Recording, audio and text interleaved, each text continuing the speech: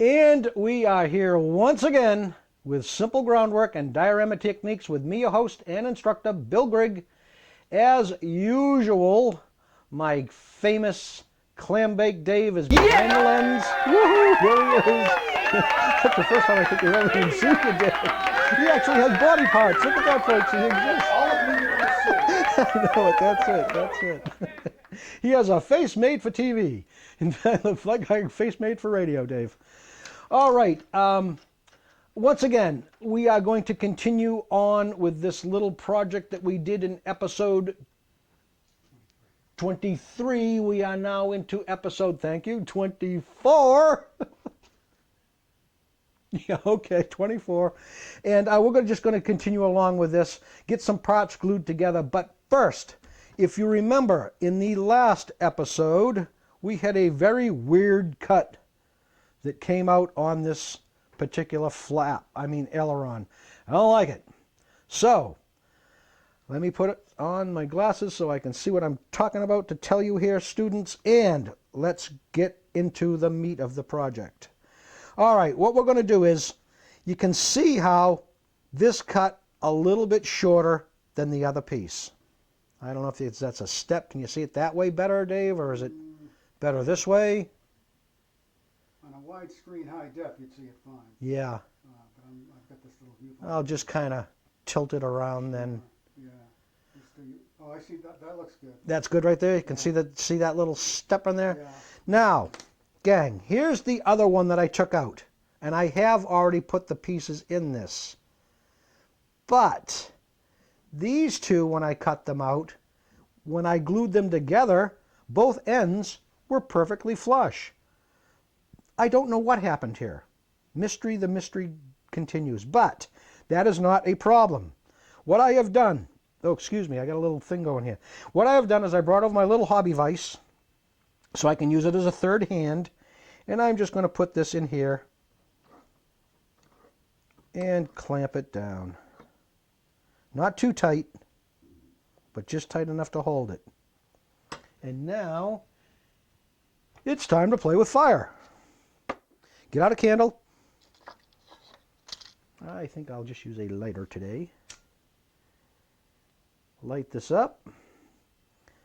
And to see what I'm doing, I'm just going to go down into my scrap pile here. Matter of fact, bring my scrap pile up. And because I'm on a dark surface, I don't want to go in there with a real dark piece of plastic. So I will use this gray. And I'll bring the candle over a little bit so people can see this once again. Now what we want to do is we just want to stretch a little piece that's going to go in here. I put that over the candle. Roll it a little bit. And you can see it starts to flex. You can see it starting right now. Now here's the thing with stretching sprue. I want a thicker piece as a filler. So as I pull, I don't pull fast. I'm pulling slow. And I want to pull only to the point of where I know this piece is going to fill in. And that's it. Oh, that's very nice, right? Right there. Okay, we let this dry. Actually, I don't like that. That's not thick enough. I'm going to do another one. I don't like that. That's because I was talking too long. All right, I'll do this one correctly here. Come over to the candle. I'm going to do this one without any explanation. You already got your explanation. All right, there's where I want to be. And see how I'm doing this hotter? It's hotter. But I'm still really taking my time in this pull because I want to maintain the thickness and get the right length. That's way better. All right, just put this down. Make sure it's cool. I no longer need the candle. Now what I'm doing is I'm letting the two ends kind of just I don't want to say dry, but cool down. Yeah, well, they are dry. They're cooling down. And now I've got a good straight piece. Now, we take out a little bit heavier glue. And I'm going to do this differently. And I'll get over here. Keep your area clean and picked up. I'm going to come over here. I'm going to glue this a little bit differently. Instead of taking this and running this down here, I want a lot of control. So I'm going to put it out onto a piece of non-absorbent my non-absorbent surface, as I usually do. And using a toothpick, pick up some glue and run it in here. Again, this is a little bit of a time-consuming process, but your results are very worth it. You know what, I'm being a dope. But you know what? I've got students, and my students have a tendency to take my stuff and use it and not bring it back on me. So that glue with the stainless steel applicator, I don't know where it is, one of my students' desks over here probably. So I'm forced to use a toothpick. But that's good because it shows you another way to go about this.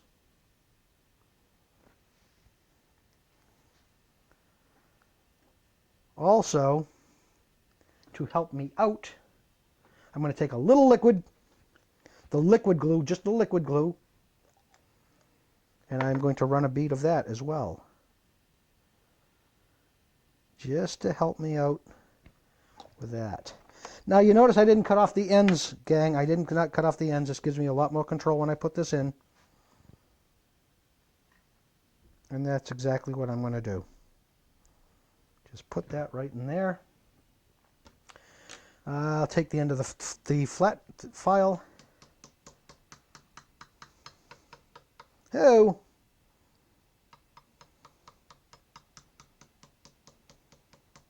That's good.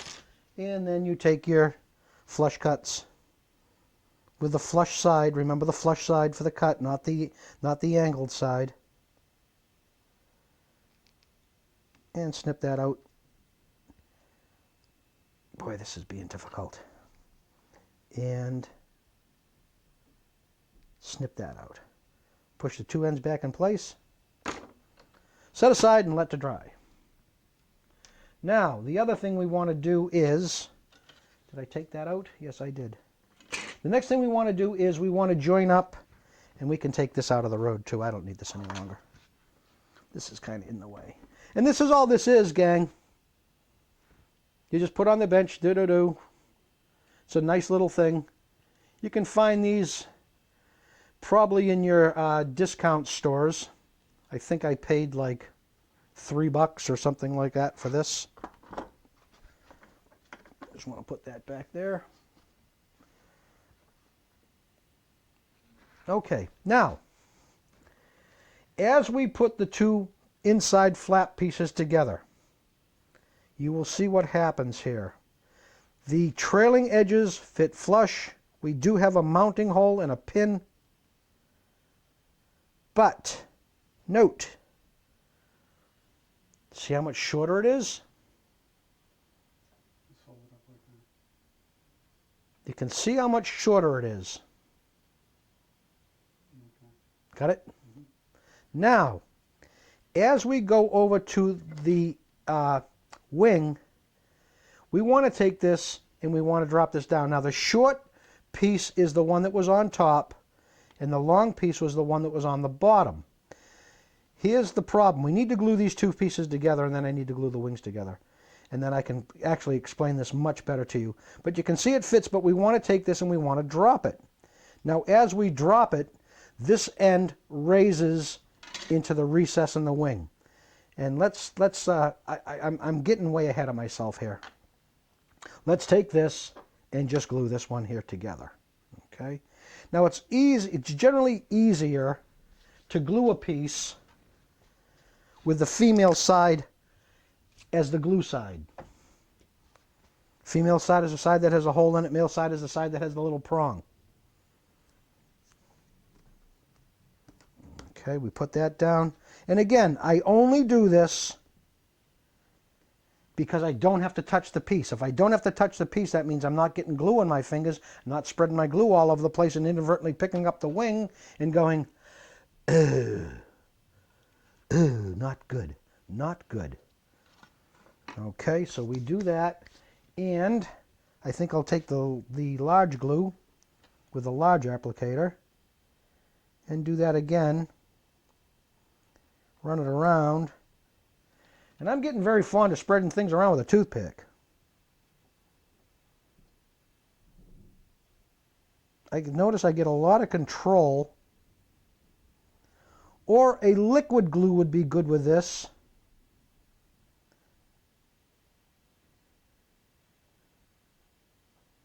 But we did it with a regular glue. And you can do this too. People that are using orange tubes. Good luck. I don't know what else to say about that. That's about what I have to say about orange tubes. Good luck. Trailing edge. Put this on. And eeks into the hole. Now I got to pick this eek. Come on. Here we go. There it is. There it is. I'm in the hole. Now, just even it up.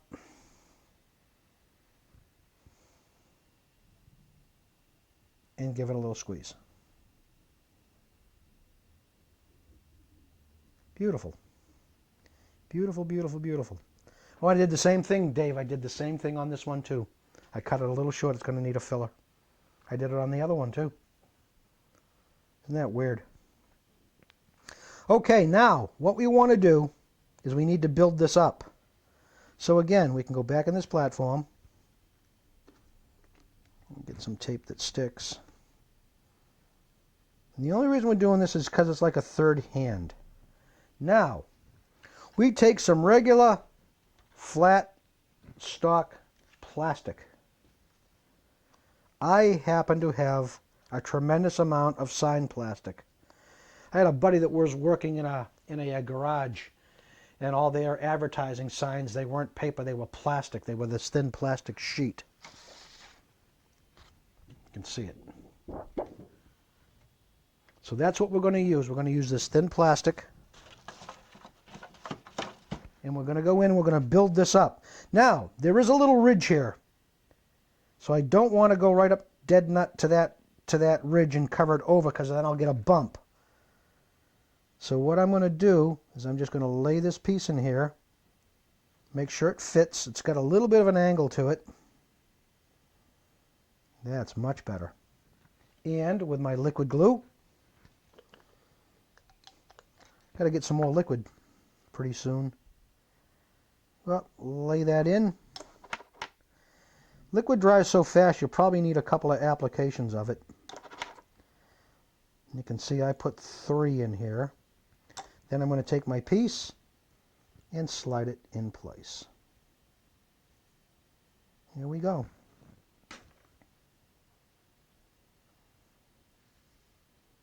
That's my first build-up piece.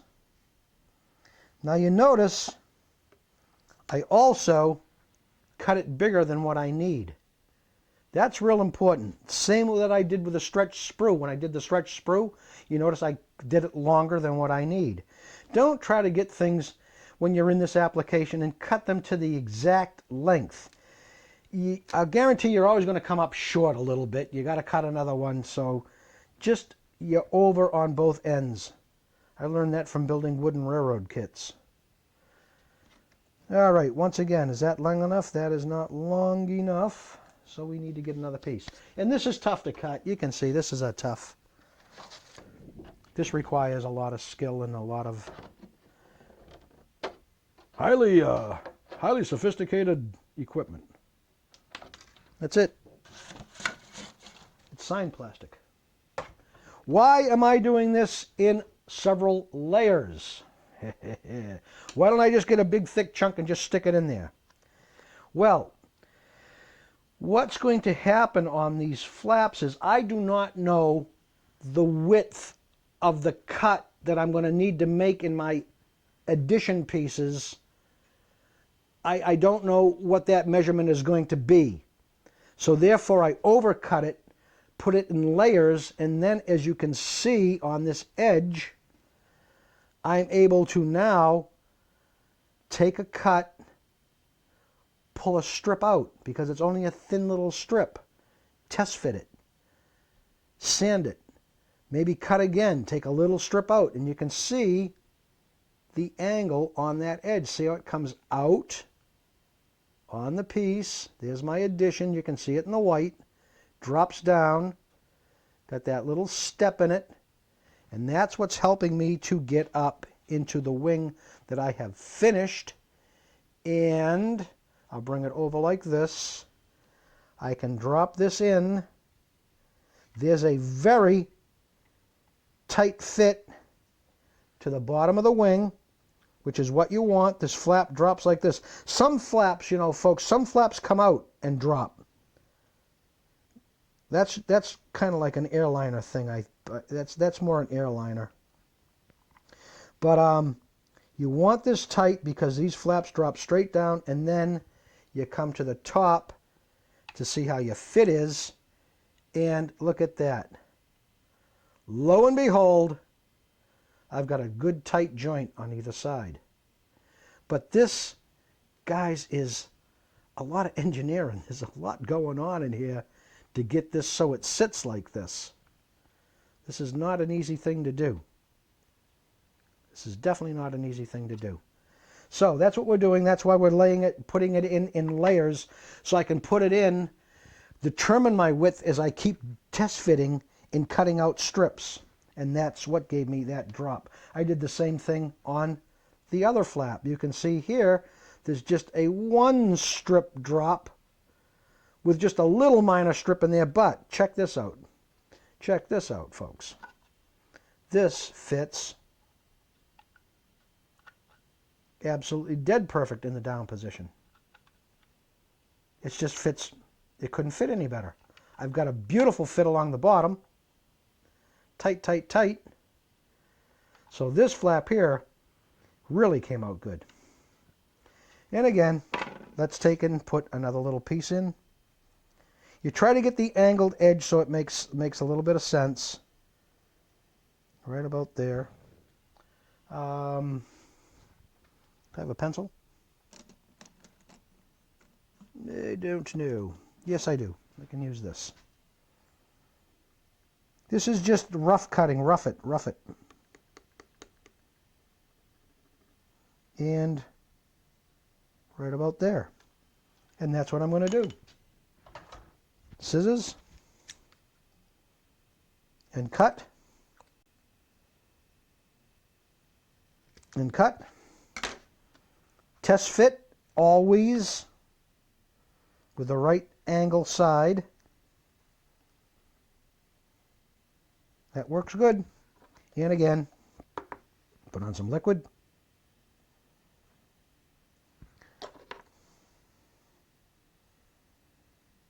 And put your piece in place.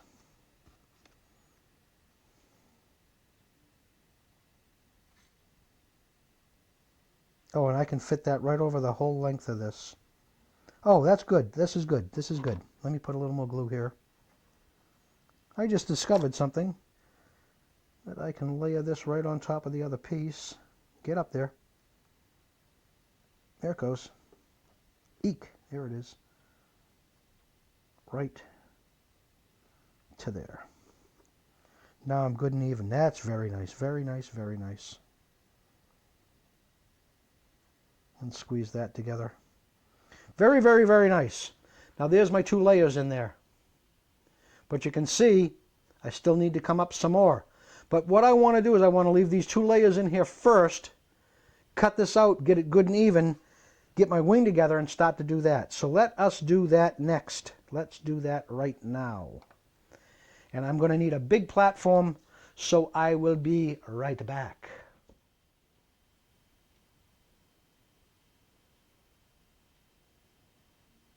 Okay, I kind of lied to you there, gang. I kind of told you a little mistruth here. I was going to take the wings and glue the wings together, but then I realized I did not take and sand everything thin. And if I was to do that on the show now, it would literally be just you would be coming down here in force. I think you'd probably bring the Marines, Navy, Air Force, Boy Scouts, Girl Scouts, maybe even the Brownies, all heavily armed, and you would take care of business with me. So we're not going to do that.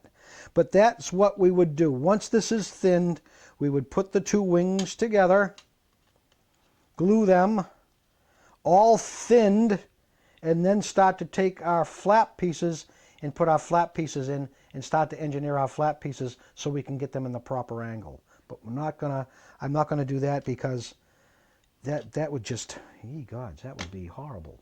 So let us finish this up and teach you how to do this, because this is what Dave has really been curious about, is cleaning up seams and getting seams so they are non-existent. Remember now, when you're in scale, if you want to build a, how do I say this and not sound like I'm a model snob? If you want to build this more, that's not even true, more historically correct, that's not really true. If you want a cleaner appearing model, take out your seams. If you don't care about that, don't sand, just build and have a good time and paint it purple and pink with little daisies sticking out of it or something. It's so anyhow, I've gone in with my round file and I did my initial sanding. Now, what I want to do to take out the file marks is I grab my trusty chunk of meat tray styrofoam, and where'd it go? You gotta be kidding me. Here it is. I was gonna say, I had that piece of sandpaper all set up. All right, go in, wrap it around. I'm kind of gonna move a little fast here, Dave, and put it on your sanding block. There's a good section right there. And go in, and now what I'm doing here is I'm using a lesser grade. I wish I knew the grade. Is it written on it? I'm in 220. I'm in 220. And this is a fine wood sandpaper, but I am going to use it on the plastic because it is absolutely so fine. It's 220 fine. Now also notice how the tape is protecting all this detail.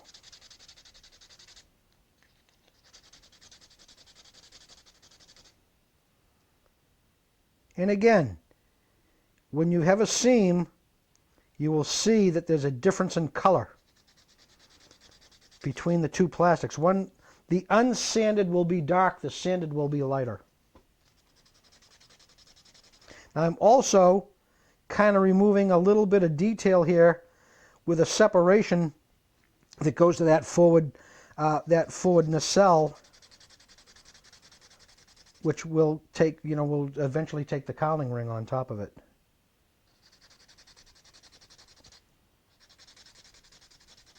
And there it is. It's gone. There goes the darkness. And maybe I can show you on this end piece if it does it. Now I'm not going to worry about tape here because there's no detail to take off.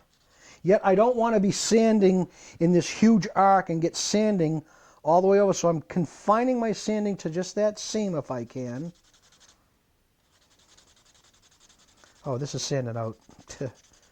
This isn't going to be a good teaching example because this is sanding beautifully. Oh my goodness, is this coming out nice. Oh man, this is better than I could even expect. Usually, guys, when I get on and I'm doing this all by myself at like 3 o'clock in the morning down here in the dungeon, working away diligently, everything goes just as smooth as pie. And you get the camera going and it's, oh my goodness. Unlike Bob Ross, who has happy little mistakes, in the world of scale modeling, we don't have happy little mistakes. We have freaking tragedies. So, But that's it, Dave. Honest to God, this is what I'm doing. I'm working. Okay, let's take a shot of this because this is good right here, and this is going to be a tight shot. And I need a pointy. I need a little Professor Pointy here. We're coming right up into here. Now, I will let me get down so I don't move, Dave. You can see that line. That's the separation of the seam. It's not the best glue joint in the world. Now, what you want to do when you sand is you'll see this dark line. Can you see the dark line, Dave? You can't see the dark line. We want to get that dark line. We want to eliminate that dark line. So let's see if we can do that just with sandpaper and not have to fill that. Now, little tiny seams like this, you can't be putting putty into them. There's not enough surface area to grab. This is when you go to your CAs, your instant glues, your super glues or crazy glues as most people refer to them. All right, but we're going to call it CA from now on, CA. So when I talk about CA, I'm talking about an instant glue. Okay, instant CA, it says right on there, medium CA. That's a great filler. Okay, go to this top. I'm looking at that line. And can I eliminate that and get a color change? And guess what, folks? Yes, I can. So I do not have to worry about that, but I do want to show you how to use a CA instead of using a putty. CAs, when it dries, it's so thick and tight that there's not like a putty which may shrink or give you little air pockets in it. It's not like that. Because it's a liquid, when it dries solid. And that makes, for when you sand, that makes for a very smooth and tight surface with a seam that absolutely, well, guess what? I think we're actually going to, yeah, we're going to have to use it. I'm going to have to use it, Dave. Good, that's a good teaching example. Let me see it again. Yep, it's right there, and I'll get the little pointy again, Dave. Can you see it? Mm-hmm. Let me get my arms down so I don't move. Right there. We got that little dent line. That ain't going to come out sanding. I can actually feel it, and I can feel the indent with my fingernail. So how do we get rid of that? This is so easy. This is so easy. It's ridiculous. All right. We're going to do this and just get it out of the road because it's quick and easy. Take the CA. Put the CA out onto a non-absorbent surface, as in a bumper sticker paper. Put that down, close it up. Take a tooth, oh, we don't want that one, yuck. Take a toothpick. Good toothpick. And we're just going to pick up a little bit. I'll bring this over so we can film it. We're going to pick up a little bit. We got it? Mm-hmm. Okay. Just pick up a little bit and just dab it on. Now dab it on in dots, because obviously you want to fill a little bit of a seam. And honestly, folks, that's it. This is it's just like using putty. This trick was taught to me by a guy that was a fabricator for dirt track racing people. Now we take our accelerator so we can get right in this and go right away. We take our accelerator, we put it a little squirt out, grab another toothpick, and what you want is you want something that's going to pick up this little bit of this accelerator, come over and just touch. Thump. And guess what? Guess what? Within seconds, I can go on top of this and sand again. You think you could do that with filler? You think you could do that with putty? Huh? No way, right? No way. Dave is even shaking his head. No, no. No, no. Even if I was at a clam bake, he says I couldn't do that. Boy, Dave, the weather's been so great. You probably have had like 9,000 clam bakes recently, haven't you? We've had a few. Had a few. Hence the purchase of my Bofors 40mm anti-aircraft gun.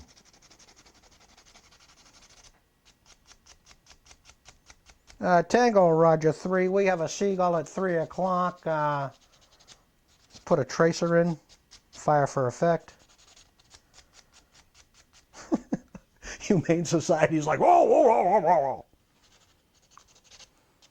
All the crunchy people down Cape Cod, Dave. All the crunchy Cape Codders. And probably some railroad guys. There you go again. And probably some railroad guys. Leave them alone. You know I love you, you track-laying maniacs. Okay, we got a good one there. Now, for the finishing touch. Off of that, now we pick up 800 grit metal sandpaper, automotive sandpaper. This is what gets it smooth. Now, if you're building like Bill, you spit. I will do this. Actually, I can't because I don't have any water. Oh my God. Well, I'm just going to be the gross guy in this. Here we go. This is terrible. Don't build like me. Don't do this, folks. God, such a lazy modeler. When you get over 600 grit in automotive sandpaper, please, please, please always sand it wet. It makes for a much smoother finish. And that is what we do. Now remember, this is the spot, we had the little spot with a CA, didn't fit all that well. Went in with some, what was it, 400, was that what it was? 400 grit fine wood? Or 200, something like that. Get on that. Oh, isn't that nice? Come up here. Jesus, I shouldn't be showing you this. Why do I do this?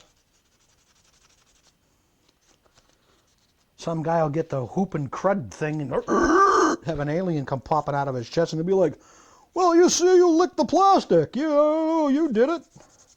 Don't do what I do.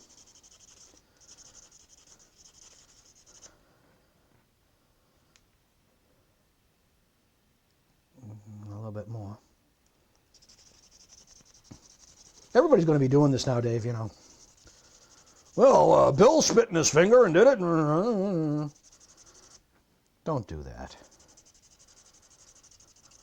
Look, let me actually be a responsible person here. A little bit of water. Just going to pour out just a tiny bit. Yo, come on. There we go. That is enough. Now I'll do it properly, folks. Oh, my goodness. Wet your finger. Wet it.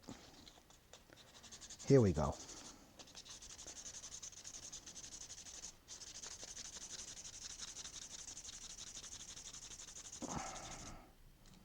Nice. You can see the little milky you're getting on there? That's what you want. The little bit of milkiness also acts as an abrasive along with the sandpaper, but it really, really starts to smooth things out. And I could go even higher. I could go into 1,000. I could go into 1,500. I could go into 2,000 and do this. And now, without removing my tape, a little bit of water. And the same thing. Oh, I got to get this tight against this. See how tight I put that against that, gang? And a little bit more water.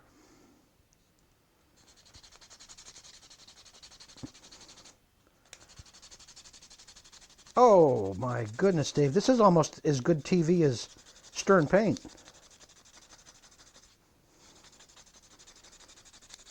Stern Paint is riveting TV. I had a guy come to me and say, you know, in episode 19, you stirred a red bottle of paint. Sitting on the edge of my seat. Could hardly catch my breath. Sure. Let me tell you, I never saw anything so exciting in my entire life. Imagine the life he's had. That's the most exciting thing he's ever seen. Okay, clean her up. Clean her up.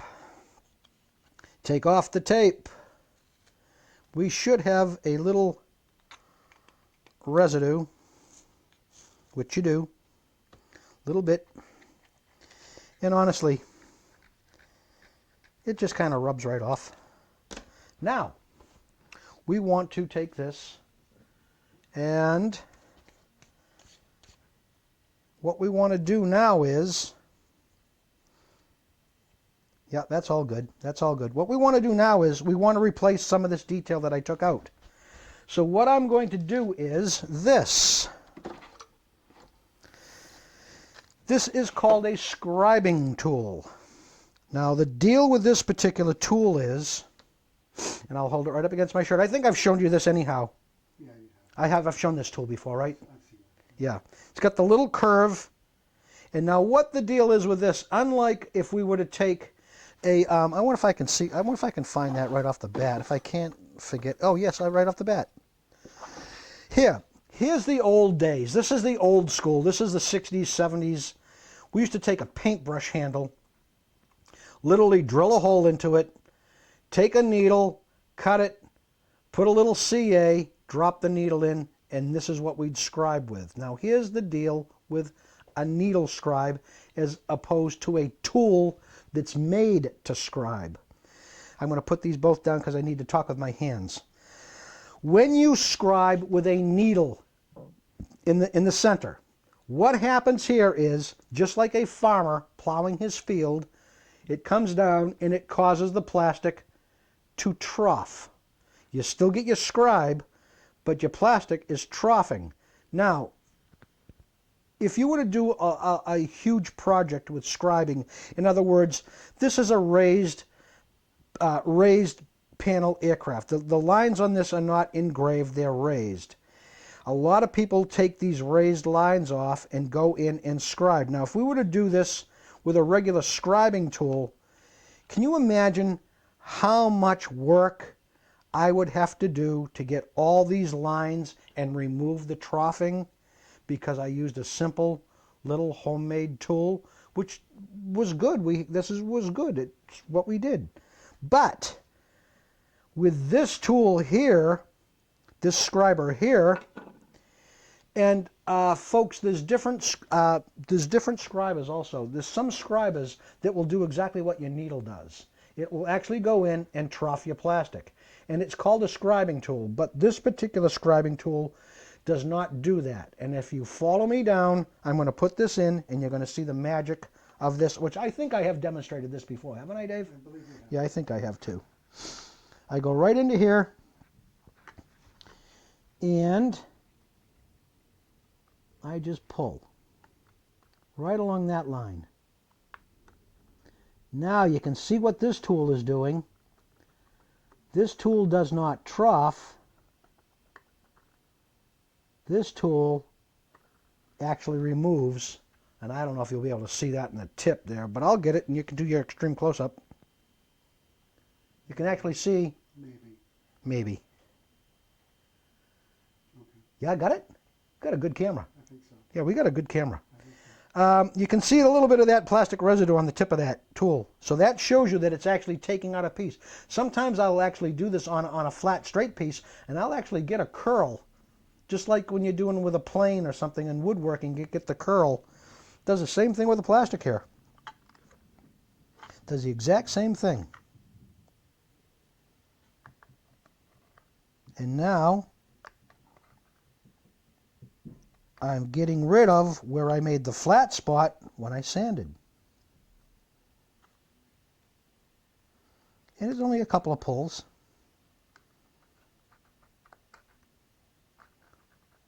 Now you can see I'm going back and forth. The forward direction does nothing other than maybe give me a little bit more trough to follow as I scribe. But there we go. There's your line. There it is, it's back. Now I've also eliminated the line on the gear doors, but this is a little bit more complicated. This, we want to lay down some tape. And we want to go dead nut along that line. You know, I don't even know if I even actually want to do this on TV. This is dead nut critical. I guess we can do this. But this is one of those things I might just stop and say, you get the general idea. Because it's got to be, and I'm getting two lines here and go right through the middle. Also, I've got a bump I need to contend with. Oh boy.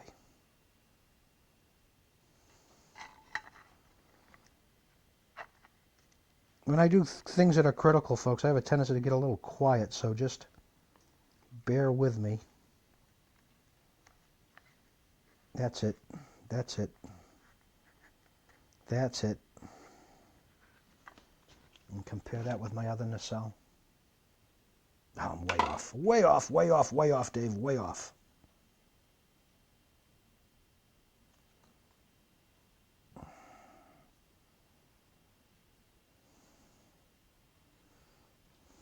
There it is. There it is. Okay, now I should really be under an intensely bright light. Okay.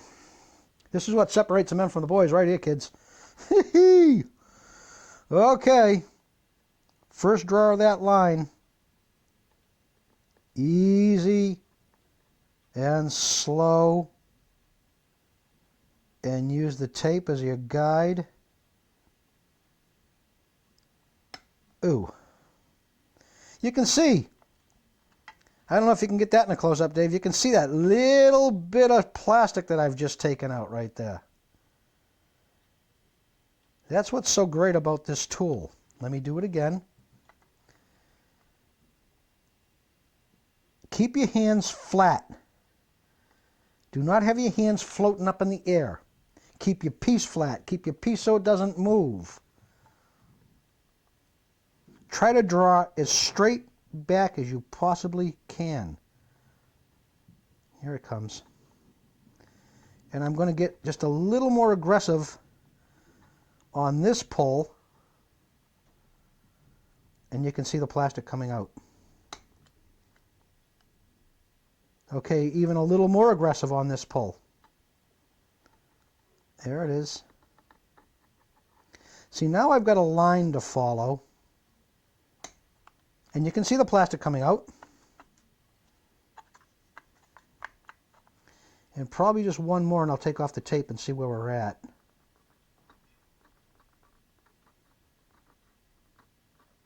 This tool right here, I believe now is selling, I want to say for around 14, 15 bucks.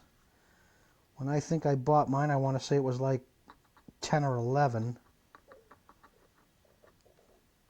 This is a great tool. You can get this at your local hobby store, your better local hobby stores.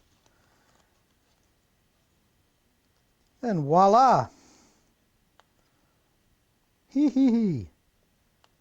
I have my separation in my gear doors. Now, little bit here just to tie them together. This is in the model. This is molded in the model. Yeah, be careful. And up front.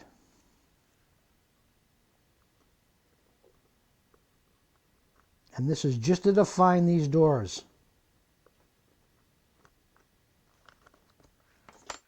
And that's it. That's it. That's it. That is... Oh yeah, that's nice. That came out nice.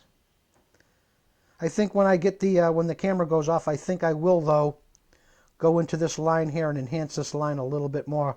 But I've got to get under a really intense light. And the problem here with shooting under intense lights here is if we get out the light that I build under, we go blue. Everything gets bluish color. So how am I doing time-wise, Dave? 10 minutes? 10 minutes, 10 minutes, 10 minutes. What can we do in 10 minutes? Let's shift gears and go to the railroad guys. What do you say? Why not? Wahoo! Doot, doot. Okay, we'll be right back, railroad guys. And now here's something for you railroad guys. We have started this little this is called a volunteer fire station. It's an N scale. Now, obviously, the whole piece has been built. And because I was in mixed media on top of this piece, there was different sheens from the acrylic paint, from the enamel paint, and from the oil paint. 3 different sheens. So as I got done, before I put in my glass for my windows, I took a rattle can of dull coat, shake, shake, shake, and I sprayed the entire piece down with dull coat. That puts it, as I've said this a million times in this show, that puts it in one even visual hue. One visual hue creates a scale effect. But if we were to take and install the clear windows into the building, then spray it with dull coat, what we would get is we would get a dirty looking window, which is good on some factories. It's good and great on railroad buildings that would actually be in a railroad yard. Marvelous on those. As a matter of fact, I kind of wanted to bring over an example and show you, but we can do that because I'm on time restraint here. So now it's dull coated, it's dry, we want to put in the windows. How do we do that? They usually give you a sheet of clear plastic. Very easy and very easy to use, just like the sheet plastic that we used before. Now to determine the size, I'm going to put the building on its back, and let's do this set of front windows. Oh, also, all railroad buildings have got holes in the bottom of the floor. When I first started building railroad buildings, I thought, what a bunch of cheap freaking, they can't even put a whole freaking floor in their buildings and blah, blah, blah, blah, blah. And somebody told me, they said, no, it's intentional because a lot of guys want to light their pieces, so therefore that's where you install your light. Okay, so me not being a railroad guy, shut up. Okay, here's how I'm going to determine this first window. I'm going to do the top row of windows. And you don't have to go from the inside of the building, obviously. Figure out there's a good length. This is tough. This is rocket science, gang. This is getting NASA-like right here. And that's what we do. Cut it, and I know it's a little long. Boom. That looks to me like when I go inside, that's going to fit just beautifully. I'm going to give it a little clean. Because I don't have my cloth here, I'm just going to run it through my sweatshirt. I'm so sophisticated, guys. I'm the high-tech guy today. Spitting on my finger and rubbing plastic in my sweatshirt. Oh, what a disaster. All right, turn this back over. And yeek. I got a little flag there I don't want to mess with. I think what I'm going to do is, first of all, I'm going to test fit this in. I'm going to take a pair of, this is where curved things come in good. Grab this, get inside. Yeah, that's good. I didn't put any glue in there because guess what? You don't fit. So, I'm going to take it and cut it down a little bit more. Let's cut the bad side, cut the uneven side.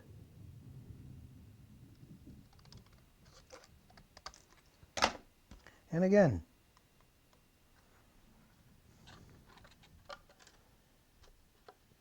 And guess what? It is still too large.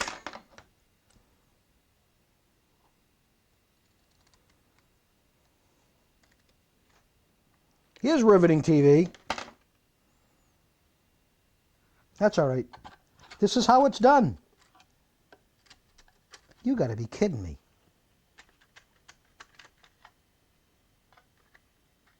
That just needs not much at all now.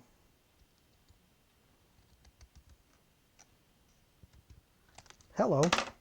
This should do it.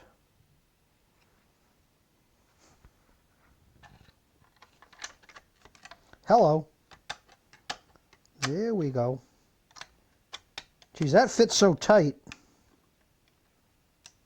I don't think I'm even going to glue it. Matter of fact, I'm not going to glue that. And voila! We go to our front windows. And are you getting any flash off the windows, Dave? That's what I want people to see. Yeah, you're getting it. Getting that little flash off of that? Very nice. Now, you would continue throughout the entire building, obviously, covering up all the windows. There's doors, the doors here, I notice on a lot of fire station doors, they have glass doors so you can see in the fire station. And again, you would just do the same thing. Cut your appropriate piece, put it in behind. Now, to glue this, you can do a couple of things. Now, I'm not going to glue this one in because it fits so tight, but my other doors I will. Now, let's do this on this piece so I can use it as an example. This is my window. This is my rifle. This is my gun. This is my window. Full metal jacket. That's a gun. This is my rifle. This is my gun. This is my window. What I would want to do on this is if I was to take my clear plastic and put this up on this window, obviously I want the plastic to be wider than my window. Now what I would do is, if this is, we'll say this is a solid wall, this is the window, where I would place my glue is here, here, here, and here in these corners. I might put one here too. When I lay the window in, if I can, I want to take, I'm going to do this from the side, I want to take this window, put it in, and have it drop in place. I don't want to take this window and have it be off and push it now into place, because obviously I would be taking a glue point and pulling it and possibly pulling it across my clear window. I don't want that. In a fire station, you can't have that. Firemen, when they're not out risking their lives and stuff, firemen don't have a lot to do. So therefore, generally, not all, but generally, most fire stations are crazy clean places. Look, just crazy clean. You should see, I stopped in Norwood. That's the cleanest fire station I've ever been in my life. What a beautiful station they have. So anyhow, that is the deal on your windows. And one last thing I want to show you, which is kind of cool. They've recently been giving you these sheets in railroad buildings. Now, I don't build a lot of railroad buildings, so maybe this has been around a long time, but this is the first time I've seen these. So they're like, model guy, he doesn't know what he's talking about. We train guys, you know. But anyhow, what this is, they give you this, and I just thought it was kind of cool, and I'm going to drop it in and show you and see if it films. This is really kind of cool. Voila! I've got blinds that go across the front of my fire station. Isn't that cool? It just really is so cool. You know what else they did in this kit, which I think is awesome?